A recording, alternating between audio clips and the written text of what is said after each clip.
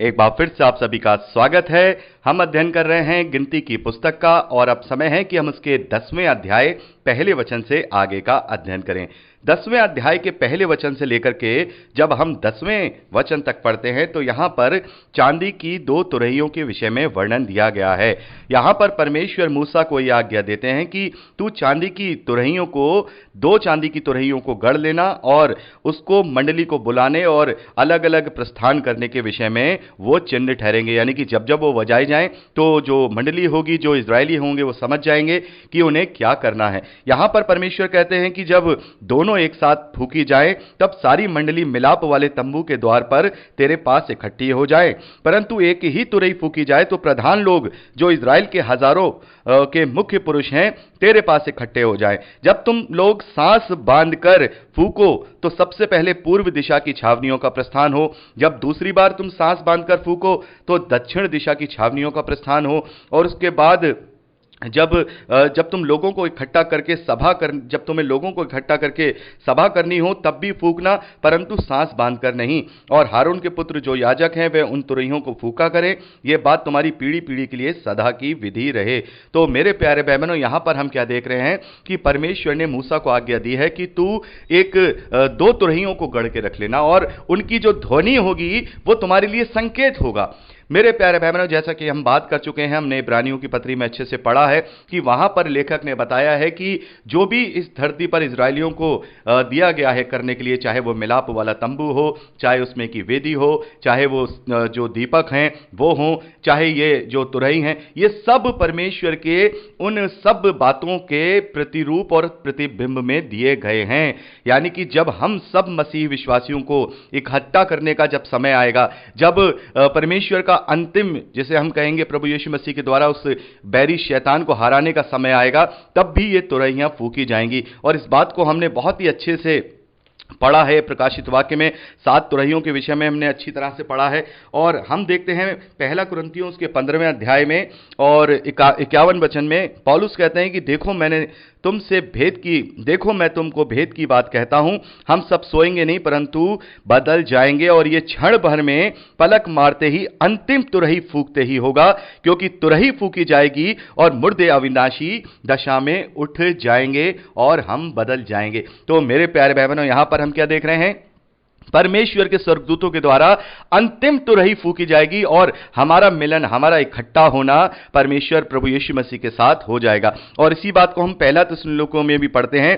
पहला थिस्सलुनीकियों 4 अध्याय, वहां पौलुस लिखते हैं, क्योंकि जब प्रभु आप ही स्वर्ग से उतरेगा तब उस समय ललकार और प्रधान दूत का शब्द सुनाई देगा और परमेश्वर की तुरही फूकी जाएगी और जो मसीह में मरे हैं पहले ही वे जी उठेंगे। तो इसका मतलब यह है कि ये जो तुरही का शब्द है, ये तुरही का शब्द है, ये एक तरीके से प्रस्थान को दिखाता है। जैसे यहां हम देख रहे हैं कि जब तुरही फूकी जाती थी तो जो छावनियां, जैसे हमने पढ़ा था कि 4 छावनियां हैं, उत्तर, पूरब, दक्षिण, उत्तर, इस तरीके से छावनियां बनाई गई हैं। 3-3 गोत्रों को मिलाकर के वहां अलग अलग दिशाओं में छावनियों की जिम्मेदारी दी गई है। तो पहली जब जोर से नरसिंगा फूका जाएगा, जोर से तुरही फूकी जाएगी, तब क्या होगा? उनका प्रस्थान होगा। और जब तुरहियां एक साथ मिलाकर के फूकी जाएंगी तो सारे के सारे मिलाप वाले तंबू के पास इकट्ठे हो जाएंगे। तो ये जो हम प्रकाशित वाक्य में तुरहियों के फूके जाने का वर्णन देखते हैं, तो ये उस बात को इंडिकेट करता है कि जब परमेश्वर की तुरही फूकी जाएगी तो वो अंतिम काउंटडाउन होगा। अंतिम काउंटडाउन होगा। पहली तुरही फूके जाने का वर्णन हम पर देखते हैं, दूसरी तुरही, तीसरी तुरही, चौथी तुरही, 5वीं तुरही, 6ठी तुरही और 7वीं तुरही को फूके जाने के बाद हम देखते हैं कि उस मसीह विरोधी का आगमन होगा।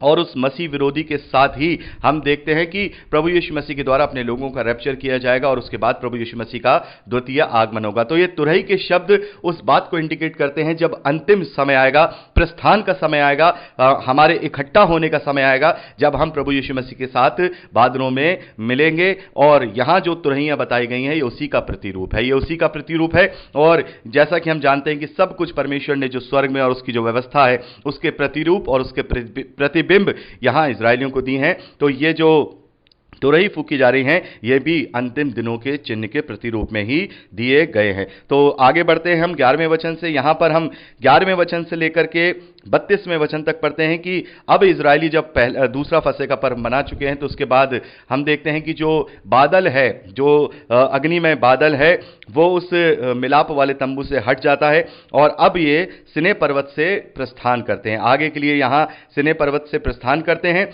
और मेरे प्यारे भाई बहनों, यहां पर हम देखते हैं जो इजरायली हैं वो एक साथ प्रस्थान नहीं करते हैं। परमेश्वर ने उन्हें दल दल करके प्रस्थान करने की आज्ञा दी है, जिसके विषय में अभी हमने गिनती की पुस्तक दूसरे अध्याय में पढ़ा है, जहां पर परमेश्वर ने उन 12 गोत्रों को अलग अलग दलों में, अलग अलग झंडों में डिवाइड किया था। जैसे कि हमने देखा, पूर्व में यहूदा के झंडे में इस्साकार और जबूलून रहेंगे, दक्षिण में रूबेन के झंडे के साथ शिमोन और गाद रहेंगे, पश्चिम में एप्रैम के झंडे के साथ मनश्शे और बिन्यामीन रहेंगे, और उत्तर में दान के झंडे के साथ आशेर और नप्ताली गोत्र के लोग रहेंगे। तो इसी प्रकार से जैसे परमेश्वर ने उन्हें बताया था, वो दल दल करके एक एक करके जो उनका जो ग्रुप थे वो आगे बढ़ते थे और उसके पीछे पीछे दूसरे ग्रुप आगे बढ़ते थे। तो सबसे पहले हम यहां देखते हैं, जैसा प्रभु ने कहा कि जो पूर्व में यहूदा के गोत्र वालों का जो दल है, उनके साथ इस्कार और जबूलून है, वो सबसे पहले छावनी से अपने उस झंडे के साथ आगे प्रस्थान करते हैं।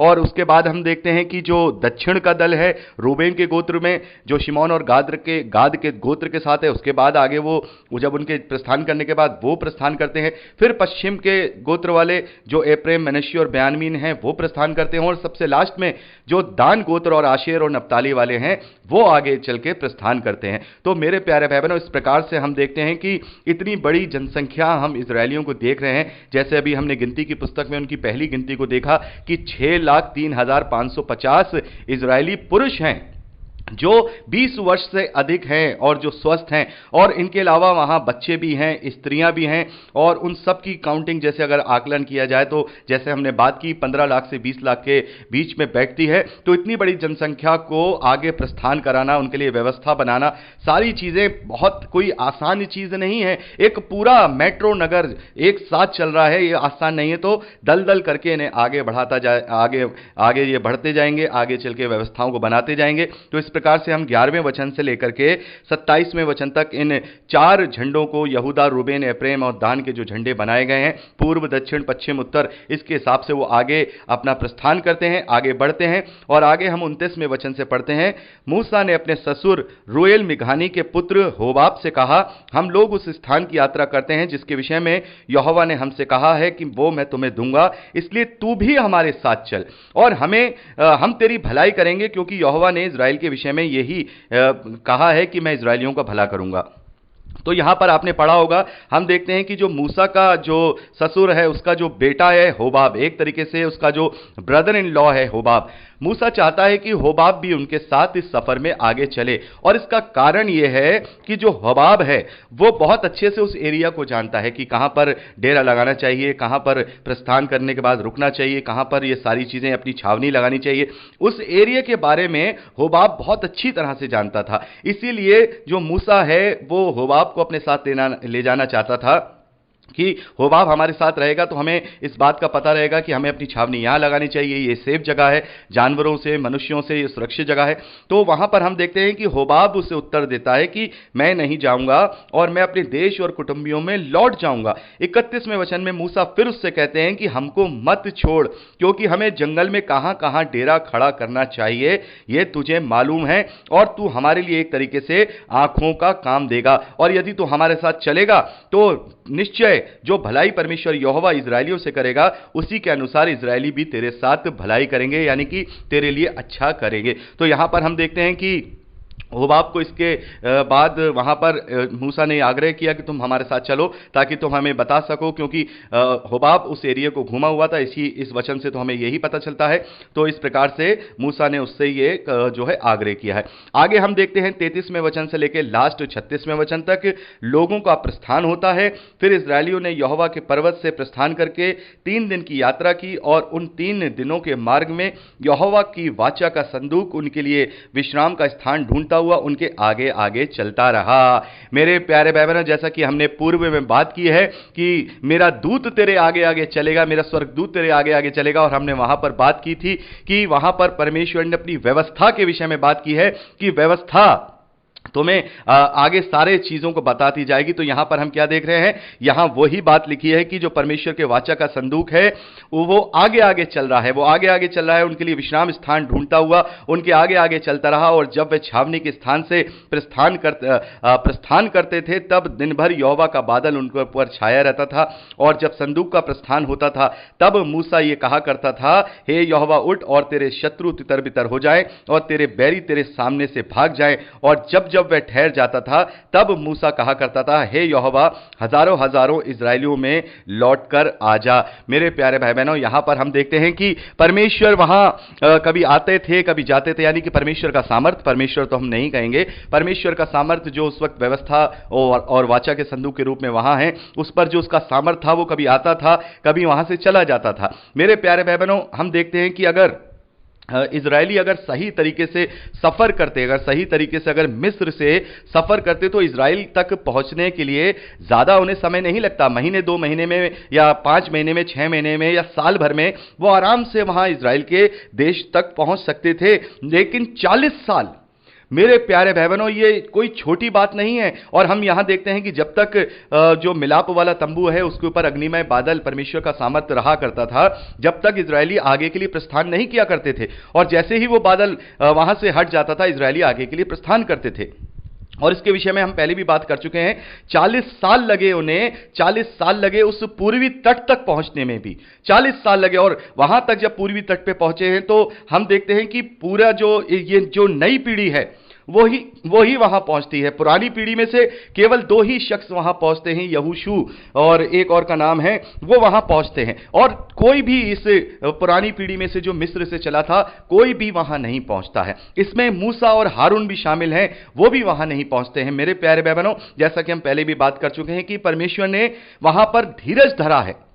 और यहां पर यह एक बहुत बड़ा मैसेज है कि जब तक हम अपना पूरी रीति से मन नहीं फिराएंगे, अपने आप को पूरी रीति से परमेश्वर के ग्रहण योग्य नहीं बनाएंगे, तब तक हम उस प्रतिज्ञा के देश तक नहीं पहुंच सकते। और परमेश्वर ने वहां 40 साल तक उन्हें घुमाया ताकि ये अपना कुड़कुड़ाना बंद करें, ये अपना मन फिराएं, अपने अंदर से कमियों को हटाएं, क्योंकि परमेश्वर उनकी बिना मन फिराव के उन्हें प्रतिज्ञा का देश नहीं दे सकता था। तो ये समय था मेरे प्यारे भाई बहनों जो परमेश्वर ने उन्हें दिया।